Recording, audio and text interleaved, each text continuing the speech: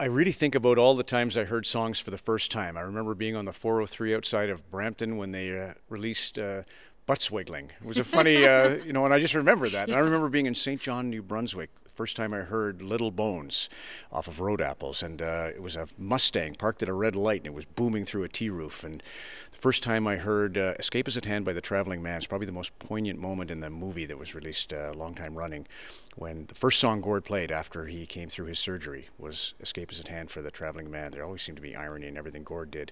But I heard that for the first time in Halifax, Nova Scotia. So I can actually place, like we do momentous events, Paul Henderson's goal, etc.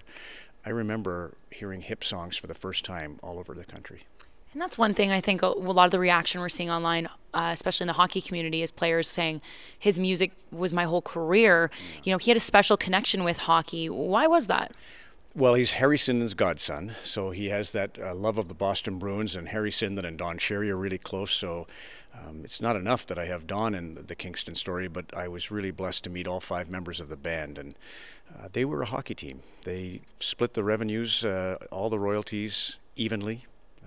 They really propped up their Gretzky. Gord was their Gretzky, and they were not jealous. They were supportive, and he dealt with the audience. He was the showman. And they were the engine. It was a great hockey team, so great band, but they played it like Harry Sinden would have loved. And they wrote music about hockey, which was something kind of unique to them, right? Well, Gord, that's for me, I liken him to our Shakespeare. His vocabulary was incredible, his honesty, his heart was raw. He chose different ways to celebrate Canada, but he always did it as a tutorial. It was almost always a little bit about some of the angst or some of the unfairness. That was his greatest gift, is that he didn't sit back and feel a sense of pride. He felt a sense of gratitude, and he felt a sense of purpose in everything. The way he died obviously came down to 2 couplets. One was thank you, and the other was First Nations.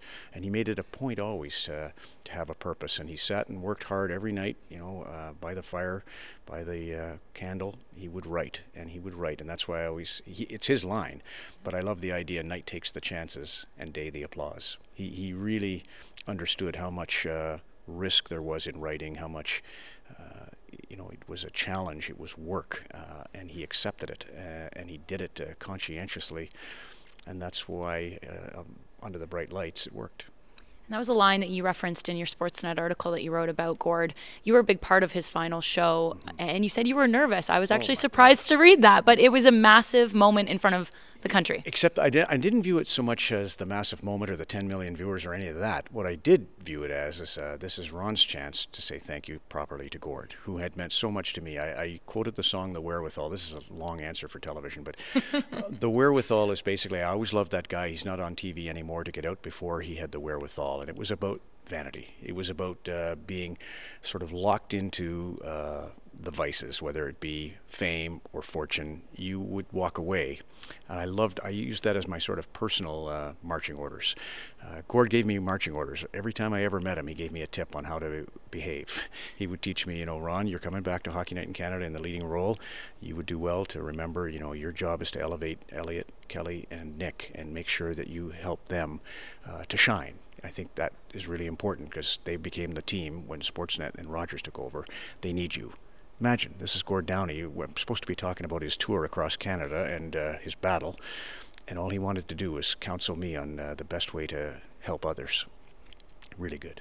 And what was your final marching orders from Gord? What would have been shared in your last conversation together? We talked a lot about that. We talked about having the, gratitude.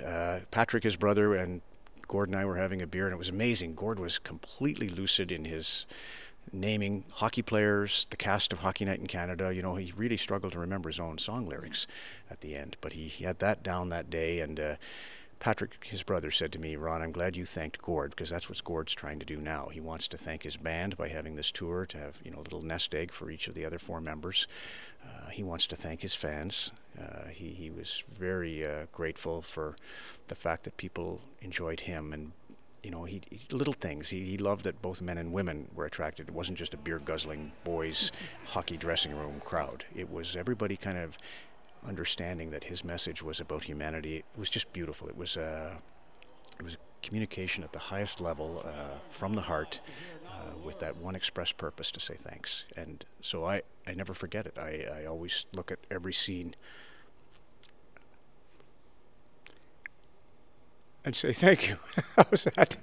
Where'd that come from? It's a tough day. Yeah. Well, it's not. It's a grateful day, but yeah, he was a good guy.